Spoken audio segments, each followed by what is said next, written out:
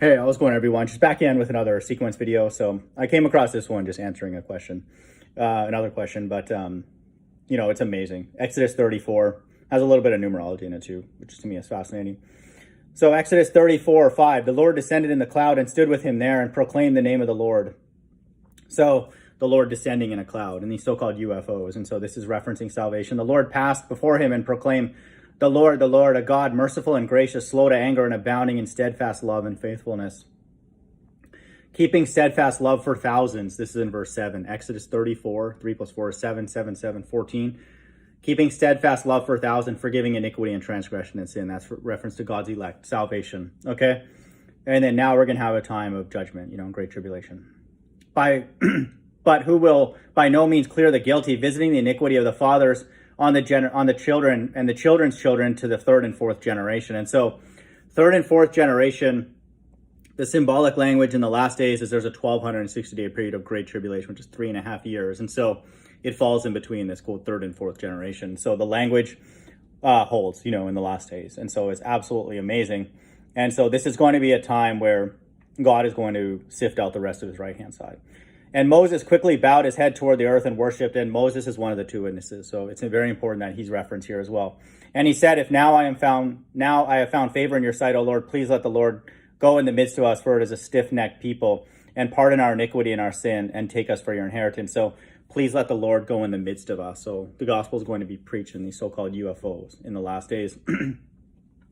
And that's in verse, so Exodus 34, and that's in verse 9. So 9 plus 7 is 16. So this is the time of the Great Tribulation, the plagues, where God is going to, sift out the rest of his right-hand side. And continue on. And he said, behold, I am making a covenant. Behold, before all the people I will do marvels such as have not been created in all the earth or in any nation. Okay. And all the people among whom you shall see the work of the Lord, for it is an awesome thing that I'll do with you. And so this is a reference to everything that's going on worldwide that's going to happen. The gospel being preached, the plagues worldwide, and all that. Okay.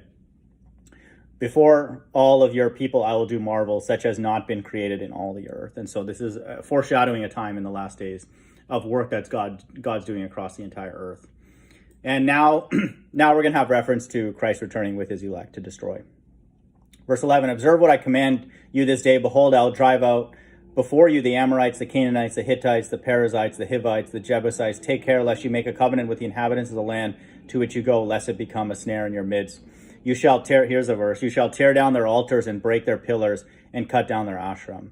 For you shall worship no other God, for the Lord, whose name is jealous, is a jealous God. That's in verse 14, for God's elect.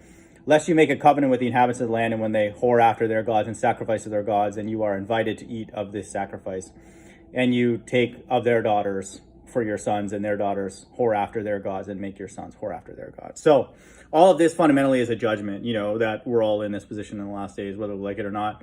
And then, God is going to ultimately remove all those other gods, except for him in the last days. And it's going to be very evident in the sky. And then you have references after this to commands that God is giving Moses, for him and the Israelites to keep, you shall not make, yourself any gods that cast metal. You shall keep the festival of the unleavened bread. 6 days you work, 7th day you shall rest. You shall not offer the blood of my sacrifice with anything leavened. And, he's basically telling him, keep these, commandments. And so that's reference to the kingdom, because God's laws are eternal. And so he's not going to change his mind. Oh, I was kidding. In Exodus, I was just joking about that kind of stuff. No, I changed my mind kind of thing. No, God's laws, everything that he says, he's bound by it, just like we're bound by the words that we say, and he's going to hold us to it. It's infinitely more that case with the God of the Bible. Okay. So even here in Exodus 34, most people would read this and be like, this has nothing to do with the end times, but it's exactly there. Okay. So once a person understands the sequence, the entire Bible gets unlocked. So we have reference to salvation and the numerology. Then we have a reference to the time where Moses, the other of the two witnesses, Elijah, he's here during a time for the stiff-necked people. Okay. That need to see God, they need to see him do his miracles in order to believe.